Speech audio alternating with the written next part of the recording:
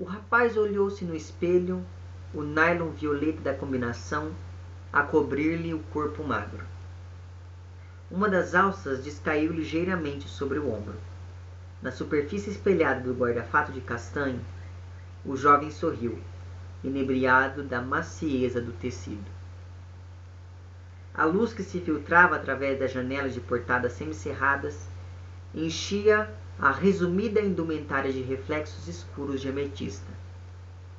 Se eu fosse mulher, pensou o rapaz, usava assim, a provocar. E passou a mão pela coxa, coberta apenas pela transparência do nylon. Esse, então, é um trechinho do primeiro capítulo de uma novela do Posidônio Cachapa chamada, então, Nylon da Minha Aldeia. Essa novela foi publicada pela primeira vez em 1997, se não me engano, e depois ela foi republicada em 2002 em um volume de contos, e com essa novela, chamado Segura-te o Meu Peito em Chamas. Enfim, e a novela então vai falar um pouquinho da história deste rapaz, que se chama Marcelo. A primeira cena então dessa novela, a novela ela é dividida em 9 partes, e essa novela vai começar então justamente nesse momento em que o Marcelo, ainda criança, está sozinho em casa. Então ele vai pegar ali a camisola da mãe e vai usar essa camisola como se fosse mulher.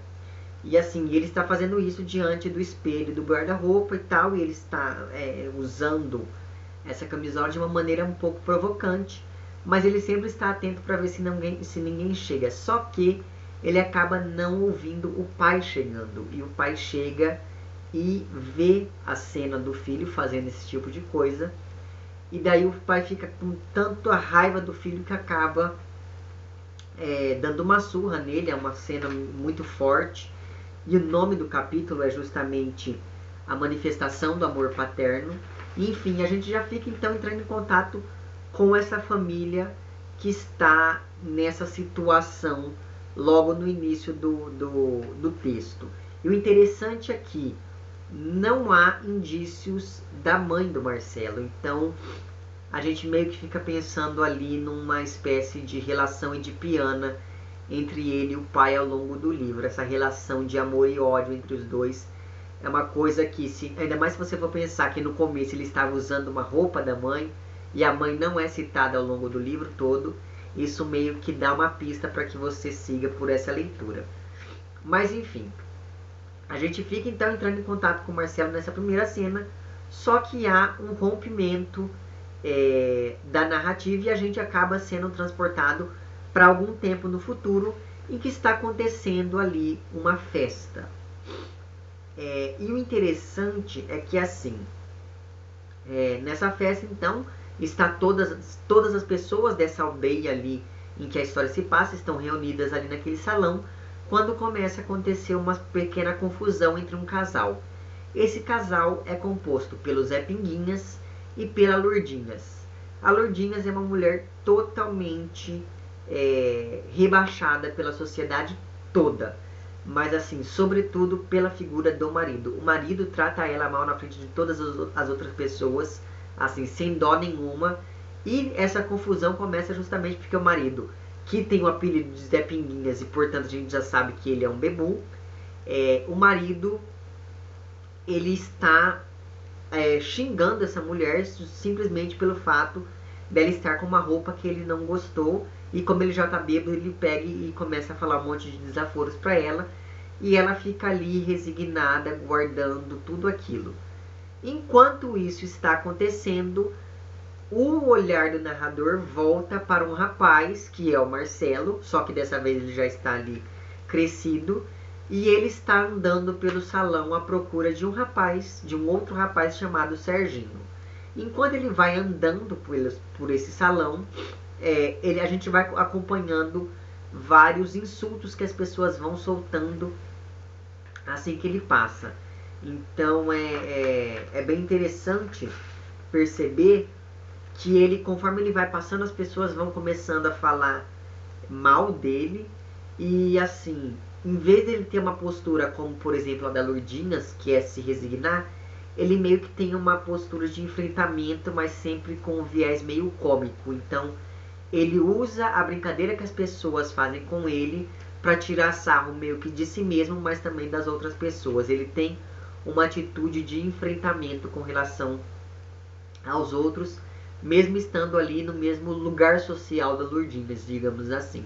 Enfim, a gente fica então acompanhando eles dois, o desenrolar dessa briga e dessa interação dele com as outras pessoas, ali naquela festa, nesse segundo momento da narrativa. A partir de então, a gente vai acompanhando um pouquinho da história. Hora da Lourdinhas, hora do Marcelo. A Lourdinhas, então, a gente fica sabendo ao longo da novela que ela foi extremamente humilhada durante a vida toda.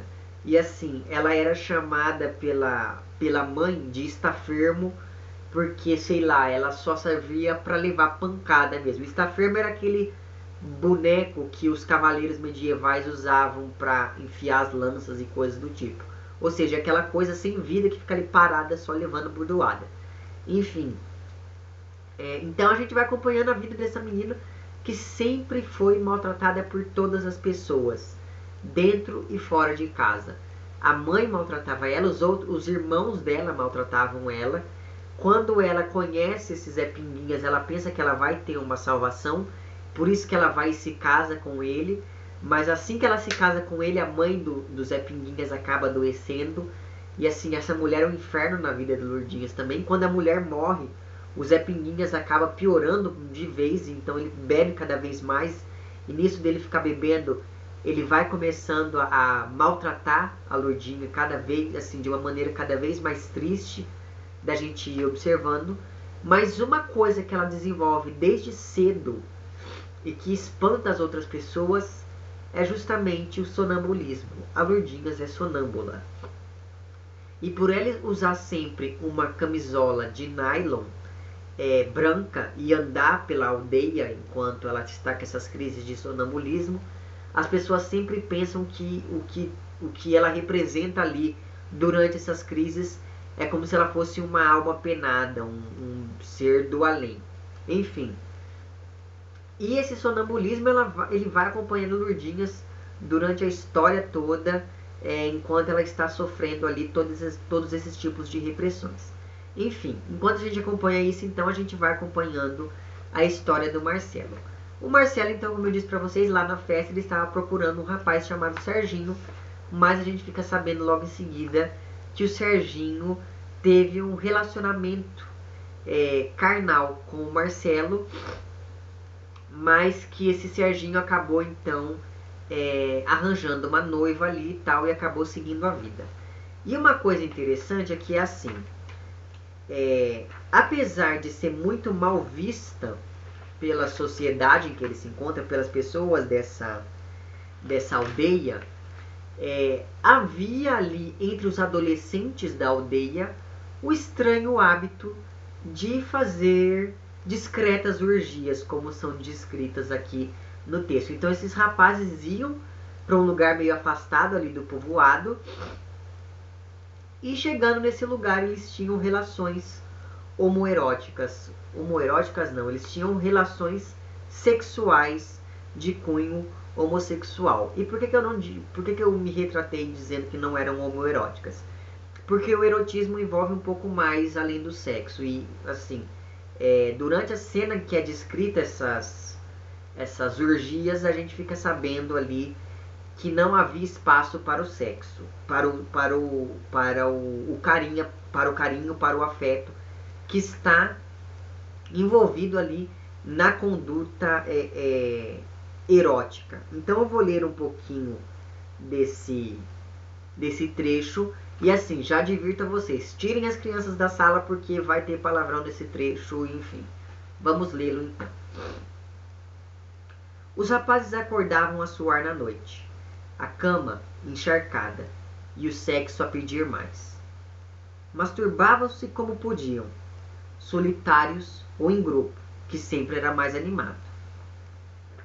Nas tardes de verão, em volta da ribeira, raros eram os passeios que não acabavam em discreta orgia. Era assim que se faziam amizades. Marcelo conheceu Serginho, biblicamente falando, ainda mal os pelos lhes tinham nascido. Preferiam-se mutualmente aos grupos, e assim continuaram pelos anos afora, até que os corpos se começaram a diferenciar e os feitios a ganhar distância. Deixa-te de mariquices, dizia-lhe o Serginho, quando o outro se detinha a acariciar-lhe os cabelos. Não sou nenhuma gaja. Só se permitiam as relações de força. Toda a ternura estava excluída nessa arena de jogos amorosos. Guardava-se o amor para os corpos femininos, que os aguardavam, algures, atrás de uma janela aberta. Mas Marcelo não era rapaz de guardar nada. Dava tudo, até o coração. E quando se apercebeu, disse: gosto de ti. O outro olhou-o com desprezo. Não sejas parvo. Gosta é das mulheres. A gente fode o que é diferente. Então a gente fica sabendo aqui nesse trecho que existia esse espaço em que era permitido essas relações sexuais entre esses rapazes, só que essas relações sexuais elas obedeciam um limite. E daí eu vou explicar um pouquinho para vocês um termo que uma teórica chamada Eve Sedgwick cunhou, que se chama homossociabilidade. Segundo a Eve, existe uma série de normas dentro da sociedade. A nossa sociedade paternalista, ela cria alguns nichos que são acessíveis apenas aos homens. Por exemplo, sei lá, times de futebol, seminários, escola para rapazes, etc, etc, etc. Nesses nichos, a aproximação entre os homens é tão forte que existe um vínculo entre eles, mas esse vínculo que teria ali, que poderia abrir espaço para uma relação homoafetiva, acaba se restringindo pura e simplesmente, em alguns casos, à questão sexual, que é o que a gente acompanha aqui. Apesar deles fazerem sexo, o Serginho sempre impõe esse limite, que o sexo deles era um sexo de machos e entre machos. Tanto que, quando os corpos começam a se diferenciar ali entre eles, quando os trejeitos mais femininos do Marcelo começam a aparecer, o Serginho meio que se afasta um pouco dele e fala: olha, não é bem isso, eu não gosto de você, eu gosto de foder com você, e guarde o seu amor para as mocinhas, porque o negócio aqui é outro. Só que o Marcelo, sugestivamente, como é dito aqui, ele dava tudo, inclusive o coração. Então, assim,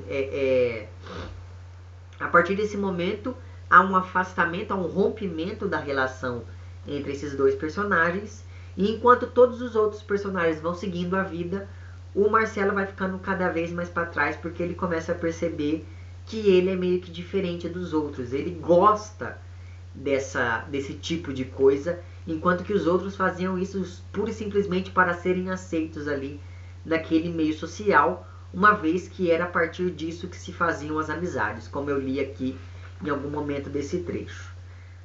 E uma coisa interessante é a seguinte: há um trecho aqui que eu li para vocês que diz o seguinte: guardava-se o amor para os corpos femininos, que os aguardavam algures atrás de uma janela aberta. Então perceba que essa metáfora da janela aberta, como o amor para as mulheres era algo aceito para além da janela, enquanto que essa relação entre eles acontecia em um lugar meio fechado, meio assim, dentro do armário, digamos assim. Mas enfim, o fato é que então, após esse rompimento, qual é o nome disso? A reputação do Marcelo começa a ficar ele começa a ser difamado constantemente dentro dessa aldeia. Só que quando ele percebe, e isso em algum momento deixa ele um pouco chateado, só que quando ele percebe que isso afeta também o pai, ele começa a exagerar cada vez mais nos trejeitos e a usar roupas cada vez mais femininas e coisas do tipo. de modo que ele acaba sendo expulso também da própria casa, enfim. Nisso, há um dia então em que ele, andando ali pelas imediações da aldeia, ele vai para perto de um lago, e quando ele está perto desse lago durante a noite, ele escuta uma voz de uma mulher cantando. E quando ele olha, ele descobre que essa mulher que está cantando é a Lourdinhas, mulher do Zé Pinguinhas. Porque a Lourdinhas, além de sonâmbula, ela é uma sonâmbula que canta. Então ela vai para a beira desse lago e começa a cantar. E o Marcelo acaba se apaixonando por ela perdidamente e começa então a acompanhar ela todas as noites. Todas as noites ele volta ali para poder escutar ela cantando. E uma coisa interessante é que assim, as mãos do Marcelo são descritas como mãos dançarinas. Então ele faz gestos com as mãos enquanto ela vai cantando, e um desses gestos, em um determinado dia, acaba acordando ali a Lourdinhas. E quando ela acorda, os dois começam a conversar e a gente começa a perceber que meio que se cria um vínculo afetivo entre eles. E esse vínculo vai crescendo cada vez mais na medida em que eles começam a se encontrar em dias seguidos. Dessa vez ela não vai mais sonâmbula para esses encontros, ela começa a ir pelo prazer do encontro com este homem, porque o Marcelo é a primeira pessoa da aldeia que não a trata mal. Muito pelo contrário, ele vê na imagem dela uma coisa muito artística, muito bonita e um reconhecimento, né? Porque se você for ver, o Marcelo ele tinha toda essa questão da performatividade feminina, né? Ele tinha esses trejeitos todos femininos e ele encontra o seu espelho nessa mulher também. E é muito bonito esse encontro e essa integração entre os dois. Enfim, há outro corte na narrativa, então a gente fica sabendo ali um pouquinho do contexto histórico. Porque aparentemente há um momento dentro dessa novela em que a guarda portuguesa vai fazer uma... Como é o nome disso? Eles vão reaver as posses ali de um dado fazendeiro próximo ali da aldeia. E essa reintegração de posses envolve uma parte da aldeia e há um conflito extremamente violento entre os moradores da aldeia e os guardas. E daí o que acontece? Acontece que depois desse conflito, o Marcelo então durante a noite, estava se dirigindo até o seu encontro com a Lourdinhas e ele acaba cruzando com um grupo de homens ali meio revoltados com aquilo tudo. Esses homens e o Marcelo acabam trocando alguns insultos e ele é vítima de violência. Então assim, esse grupo de homens acaba partindo para cima do Marcelo e acaba batendo nele, enfim, e deixam ele lá estropiado no chão e vão embora. E nisso a Lourdinhas estava indo para o encontro também e os dois acabam se encontrando ali. A Lourdinhas se comove com aquilo e a gente descobre ali a primeira vez que ela se declara, romanticamente falando, para o Marcelo, e acaba levando ele para uma choupana que ficava ali um pouco fora da aldeia.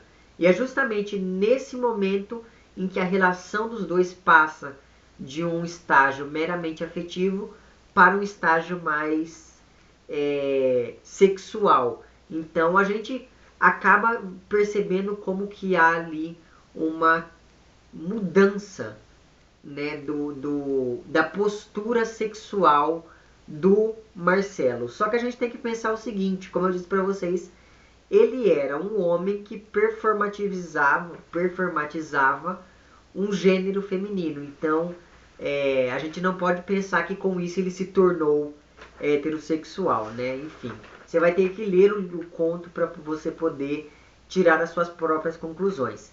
Mas enfim, o fato é que ali então, os dois nessa choupana, a gente vai percebendo que há um empoderamento, sobretudo da figura da Lourdinhas. Porque assim, como eu disse para vocês, a vila inteira tratava ela mal. Enquanto ele estava ali com o Marcelo, o marido estava pensando que ela tinha fugido com outro, etc, etc. Estava procurando ela por todo lugar. Um dia, então, ela acaba indo ali, voltando para a aldeia para poder comprar algumas coisas para levar para o Marcelo. e alguém chama ela de Lourdinhas e ela repreende essa pessoa e fala: eu não sou a Lourdinhas, eu sou a Lourdes. Eu sou uma mulher. Então, é esse o primeiro momento, quase no fim da novela, que a gente tem essa afirmação do poder por parte dessa personagem. E é uma cena extremamente importante dentro aqui do conjunto dessa novela. E a novela vai se encaminhando assim, eu não vou falar como ela termina, mas ela termina de um jeito muito bonito também. E, enfim, gente, é uma novela, eu ia falar um conto. É uma novela muito bonita, vale muito a pena você ler ela, caso você encontre. Vou ver se eu consigo encontrar ela em PDF, caso eu encontre o link vai estar lá embaixo para que você leia. Enfim, gente, era mais ou menos isso que eu tinha para dizer então. Esse livro ele não é fácil de ser encontrado aqui no Brasil, mas eu vou deixar lá embaixo o link para o site da wook.pt, que é o site em que eu costumo comprar alguns livros de Portugal. E lá sim é um site extremamente confiável, como eu já disse em algum vídeo do passado, então pode comprar lá, que é bem tranquilo. Enfim, era mais ou menos isso então que eu tinha para dizer sobre essa novela. Leia porque assim, é uma novela com uma temática muito interessante e tratada de uma forma muito bonita, sobretudo se você for pensar no contexto ali em que se passa, que é mais ou menos os anos 60, 70 do século passado, ou seja, a ditadura salazarista estava comendo solta, e enquanto isso a gente tem essa parcela da sociedade vivendo ali. E uma coisa que eu já ia esquecendo de dizer, o Nylon da Minha Aldeia faz muita intertextualidade com aquele poema do Fernando Pessoa, que é o Sino da Minha Aldeia. Só que aqui, no poema do Pessoa, que eu vou deixar lá embaixo também para que você leia, há toda a construção de uma ideia de serenidade ligada a esse espaço da aldeia, que é uma coisa que a gente acaba pensando mesmo. E aqui não, a gente vê que essa aldeia, que seria teoricamente um lugar de tardes calmas, como diz o Fernando Pessoa lá no poema, não é bem isso que acontece. Essa aldeia, ela é extremamente ligada, ela é extremamente motivada, movida por movimentos violentos ali entre os membros que a compõem. Mas enfim, você vai ter que ler o poema, você vai ter que ler o texto para você poder fazer as devidas leituras, caso você tenha se interessado pela história da novela. Enfim, era mais ou menos isso que eu tinha para dizer então. Se gostou do vídeo, não esquece de curtir e de compartilhar. Caso não tenha gostado, não esquece de dizer lá embaixo porque não gostou. Se você está inscrito no meu canal, muito obrigado pela sua inscrição. E caso não esteja inscrito, se inscreva também lá embaixo. É isso então, um abraço para vocês todos e até o próximo vídeo. Tchau!